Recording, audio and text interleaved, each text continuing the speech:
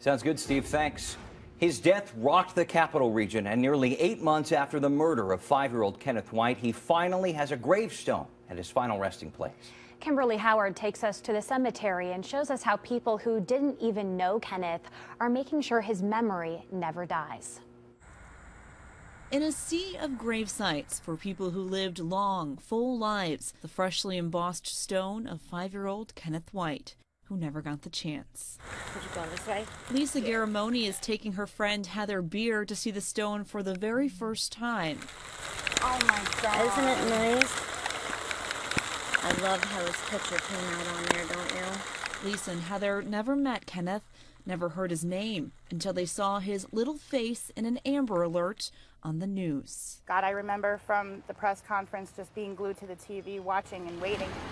Kenneth's cousin, Tiffany Van Alstyne, is now charged with his murder. Police say she initially told them 2 masked men kidnapped Kenneth, but investigators say she strangled him and dumped his tiny body over a guardrail, covering it with snow.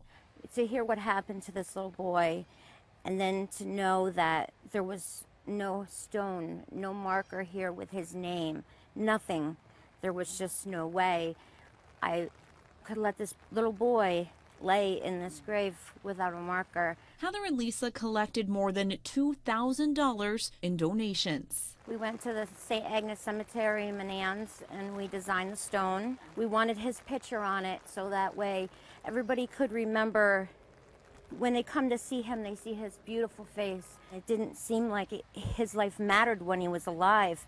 And I want him to know that he did matter and he will always matter to us. In Albany County, Kimberly Howard, CBS 6 News.